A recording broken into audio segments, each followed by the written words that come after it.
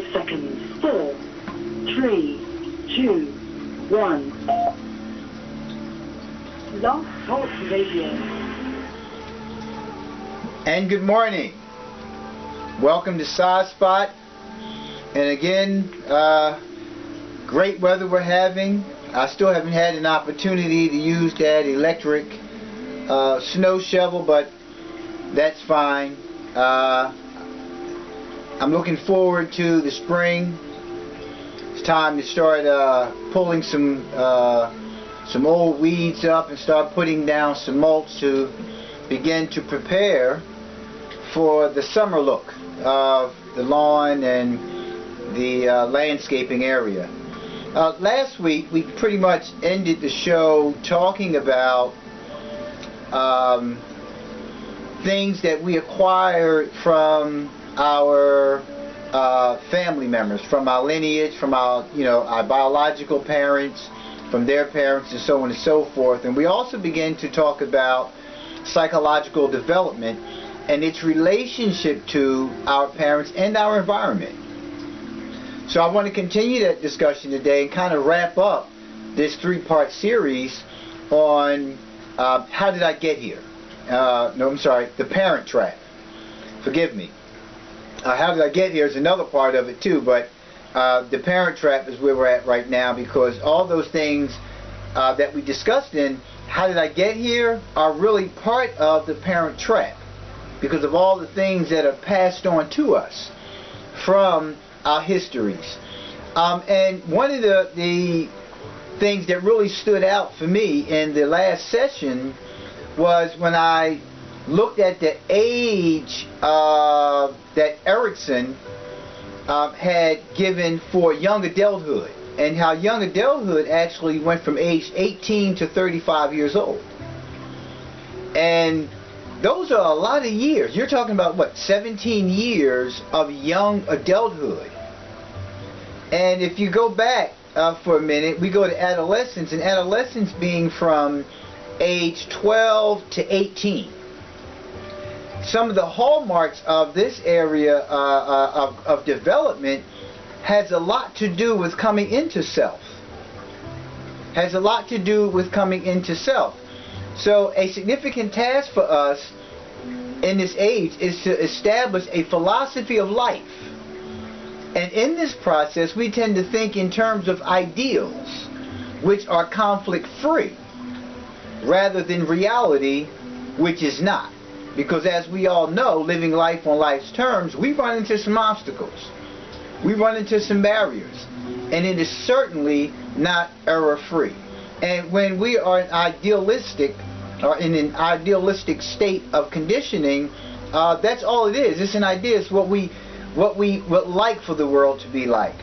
But that's not real. And when you make idealism your reality, then you fall into the must-itises, can't-stand-itises, the should-itises. Those things are what we would consider to be cognitive distortions. You would like for the world to see through the lens that you do, because you have come to believe that it would be an easier world. It would be a world of less conflict, a world of less stress if we looked at life from this perspective. And even though you may be right that if we take that path of life, it would be an easier and smoother life, it still won't be error-free. It still won't be error-free. And it goes on to say the problem is that we don't have much experience and find it easy to substitute ideals for experience. However, we can also develop strong devotion to friends and causes. It is no surprise that our most significant relationships are with peer groups. Now, again, we're talking about adolescence, ages 12 through 18.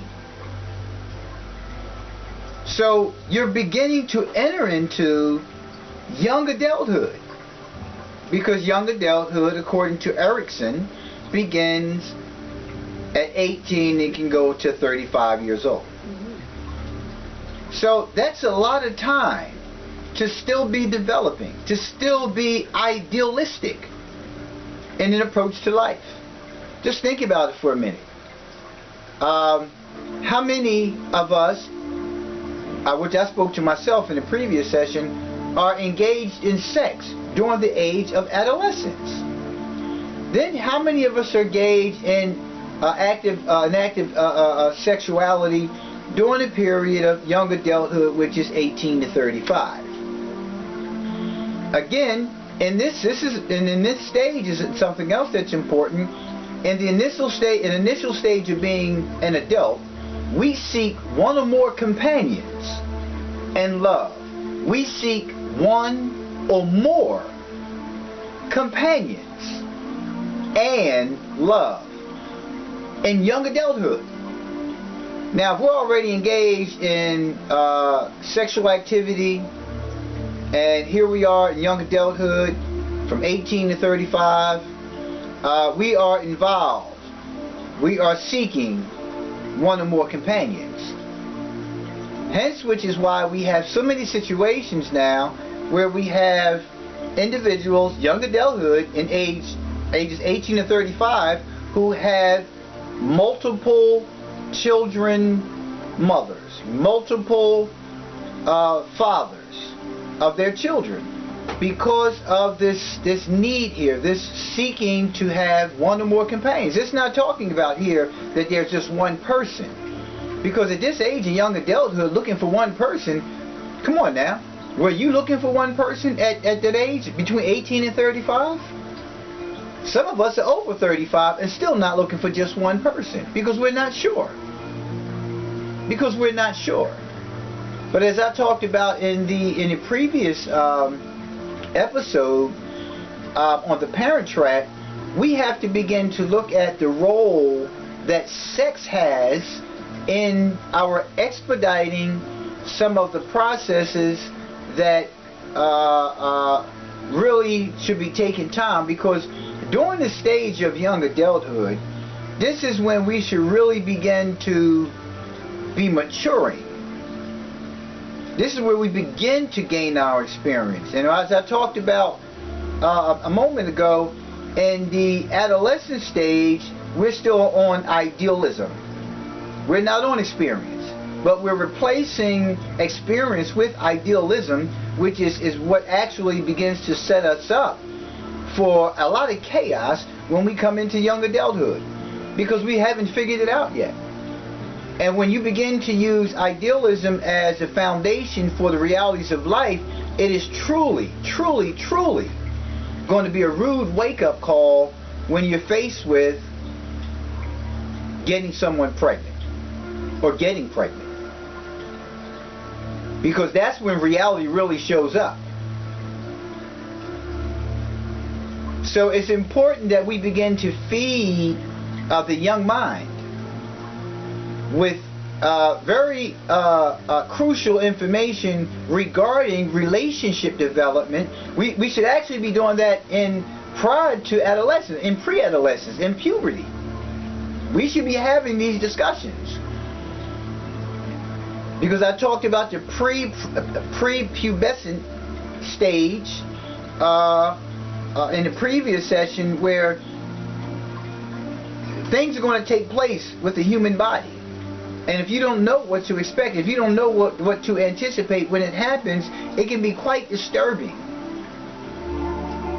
It can be quite disturbing to not know what to do with all this newfound energy, this heightened emotion that takes place within an individual. If you don't know what to do with it, it's difficult.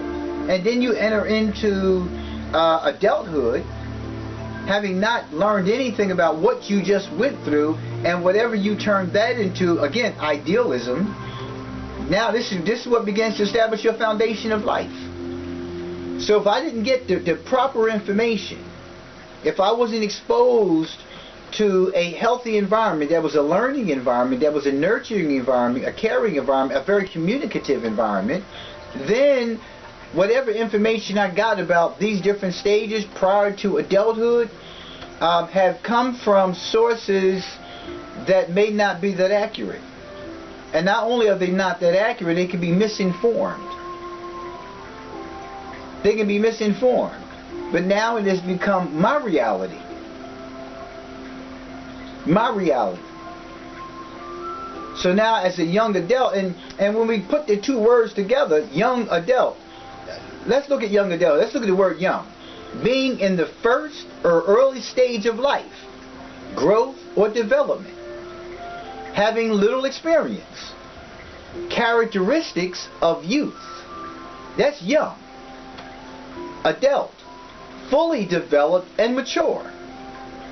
Grown up, a human being after an age specified by law. So let's take a look here for a minute. A young adult, inexperienced, in the early stages of adulthood, displays characteristics of youth. I'm still playful. I'm still childlike in some areas. I'm still very irresponsible. I still may be stuck in dependency.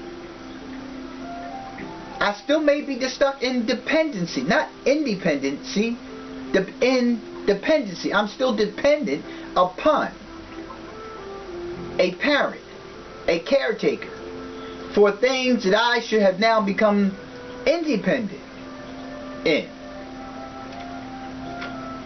So, if I go to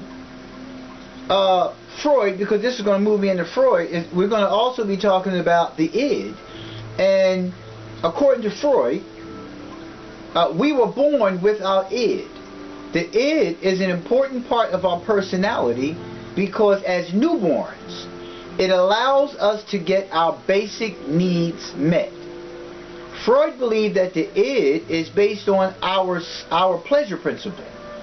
In other words, the id wants whatever feels good at the time with no consideration for the reality of the situation. When a child is hungry, the id wants food, and therefore the child cries. When the child needs to be changed, the id cries. When the child is uncomfortable, in pain, too hot, too cold, or just wants attention, the id speaks up until his or her needs are met. Much like that which is happening in the young adult stage, because it's already transferred over from the adolescent stage of 12 to 18 years old. Now it's moved into young adulthood. Now it's moved into young adulthood. So I may still be undeveloped, depending on my environment. Depending on my environment. And when I spoke to the fact of age being specified by law, let's talk about biological versus legal. Right? So biologically, according to Erickson's stages of development, young adulthood is 18 to 35. Right? Adolescence is 12 to 18. Okay? So, biologically, I should be at certain points in my life, according to Erickson. I should be beginning to do some things. I should be beginning to mature. My relationship should change. How I perceive the world should be beginning to change, right? But according to the law, which is the legal aspects of development and specificity in terms of being an adult, the age of 21. So adulthood is predicated on age. It's predicated on age. So that means when you become 21, you can drink. Because you're supposed to be mature, responsible enough at that age. Or you have to take responsibility. Now you're forced to take responsibility at 21 years old. Again, according to Freud, between 18 and 35 is young adulthood. So as a young adult, as an undeveloped being, as a being that is continuing to develop and living a life in an unrealistic perspective, looking through a childlike lens, a playful lens. Now you're telling me, according to law, I can drink. No, what the law is saying is at this age we have determined that you should be at this point in your life. So we're going to categorize you as being an adult. when you violate any of our laws, we will charge you and deal with you as an adult. It's also saying that there are certain contracts that you can, in fact, be held to at that age. See, because if you went to, according to Erikson, and say, okay, well, as a young adult between 18 and 35, then, okay, and the law adopted that mindset, okay, so then there would be some limitations, because as a young adult, between the age of 18 and 35, you are still developed, and therefore we're going to hold you to a different standard as what would be considered to be a middle adult.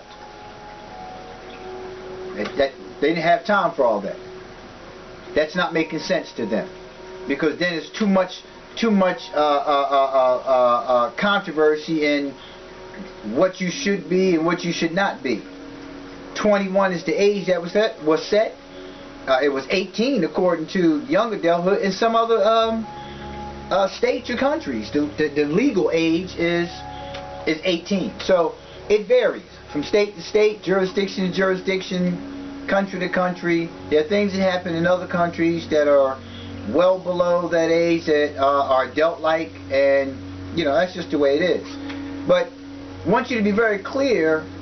One is predicated on the age according to the law, and one is predicated on Freud's and Erikson's, because those are the ones. I don't get into all the other stages of development people talk about. Freud and Erikson are pretty much the ones I try to stay in line with in understanding human development. So here we have a young adult, 18 and 35 years old, engaged in all kinds of what are really considered to be developmental behaviors, because this is where the experience comes in. This is where an individual begins to gain their experience of life.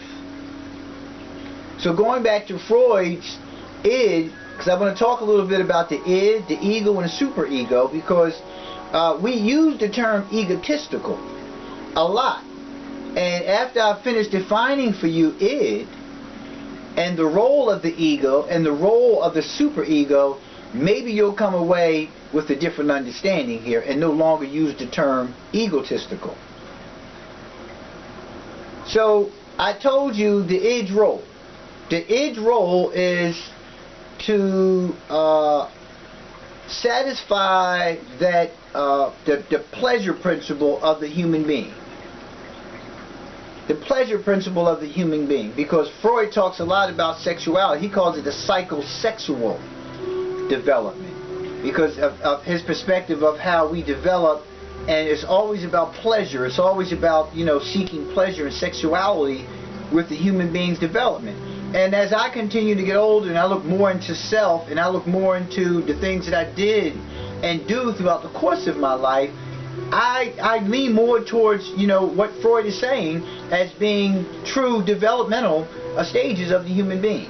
And maybe you can do the same thing. Maybe if you're willing to do some changing in your life, and kind of take a different approach to living life, you may want to delve more into Freud's perspectives and see what it is that's gnawing at you. Because there's always this inner gnawing that makes us think that something is happening, that we need to change something, that something's going on with our lives. And you know, if you have the need to do that, you know, look into these stages of human development, especially Freud's psychosexual development. The id doesn't care about reality, about the needs of anyone else, only its own satisfaction. This is the id we're talking about. If you think about it, babies are not real considerate of their parents. They don't care about the fact that there's no time to be spending with them. They don't care about whether the parent is sleepy, the parent is relaxing, the parent is eating, bathing, whatever. Doesn't care. The id doesn't care about any of that. I want what I want, and I want it now. And I want it now. When the id wants something, nothing is important other than it being satisfied. It should have named it it instead of id, but it's the id, ID, the id. So everything about the neediness of an individual in this context, from birth, in the birth stage. This is before the child even gets exposed to any other influences outside of it. Part of our creation. This is the id is part of our creation. Okay? Now this is at birth. Now we move into when within the next 3 years, the child interacts more and more with the world. The second part of the personality begins to develop. Okay, so the id is the first part of personality development before being exposed to the world. At the stage we're beginning to talk about now, we're going into the ego, and this is when the child is being exposed to the world. Freud called this part the ego. The ego is based on the reality principle. The ego understands that other people have needs and desires, and that sometimes being impulsive or selfish can hurt us in the long run.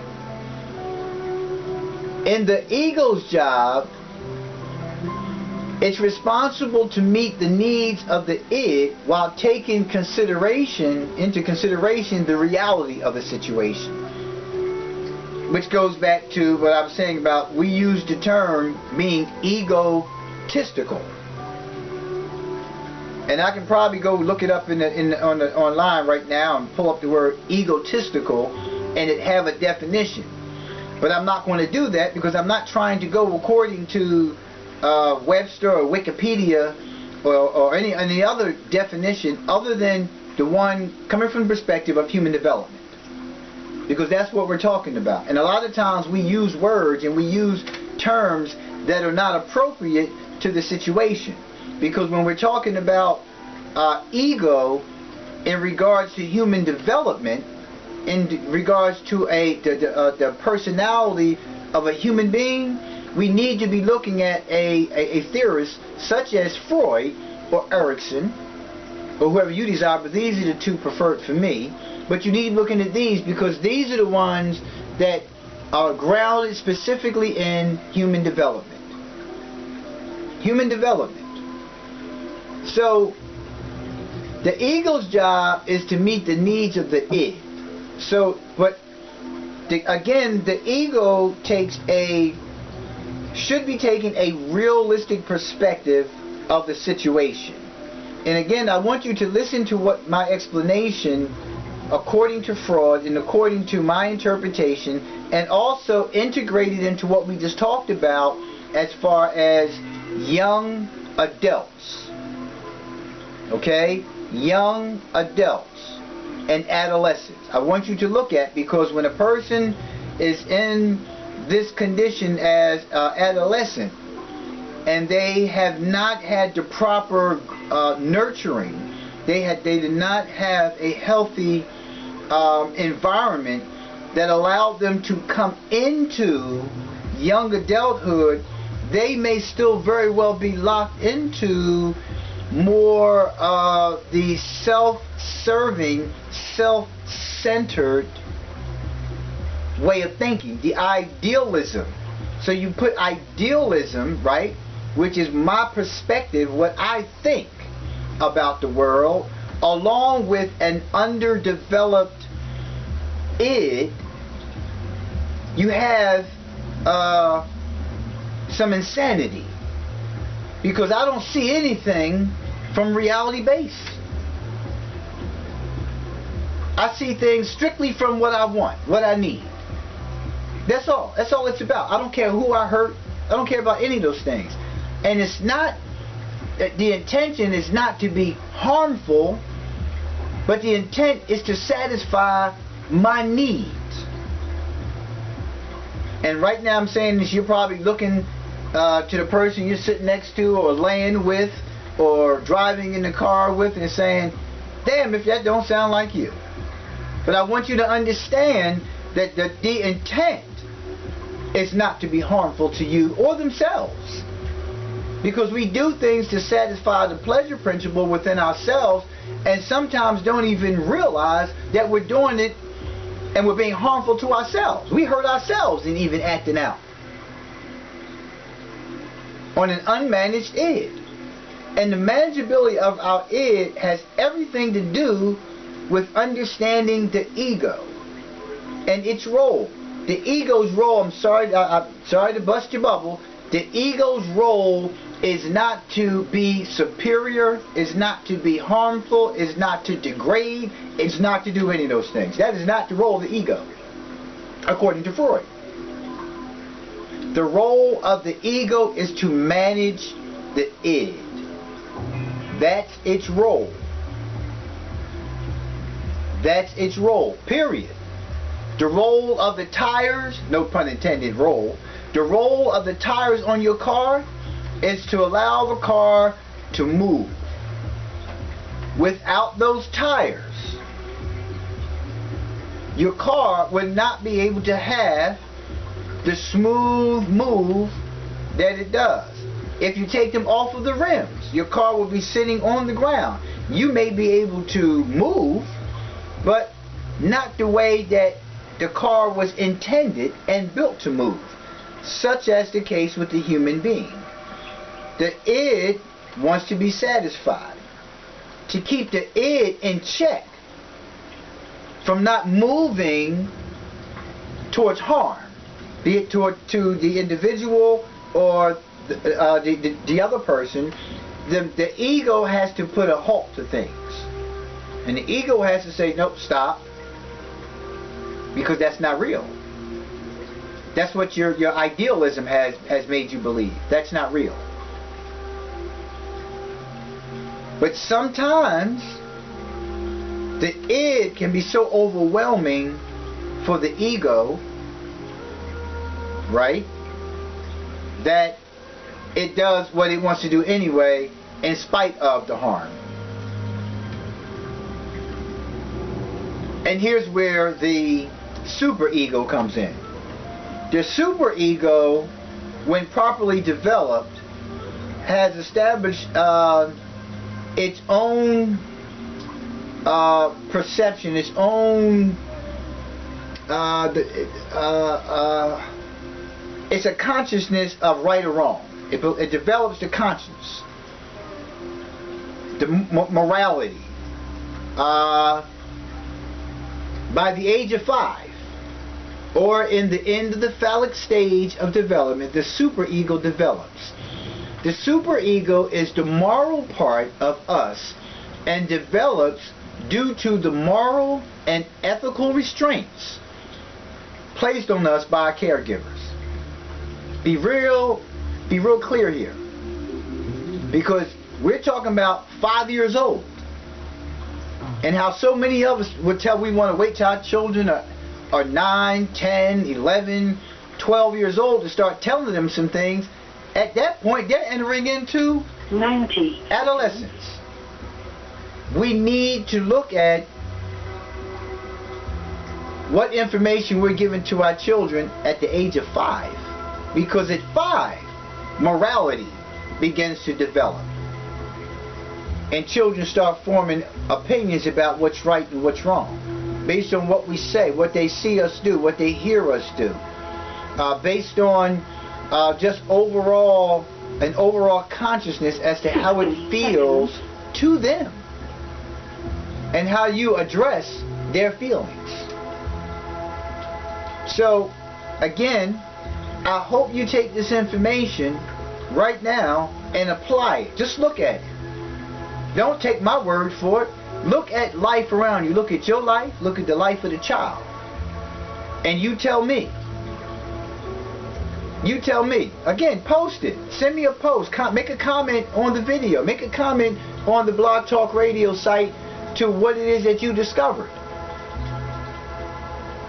And I guarantee you, you're going to see exactly what it is that I'm saying, according to development. Again, I thank you ever so much for joining me at SciSpot. 10 seconds. Please enjoy your day. Be safe. Peace. I'll see you next week.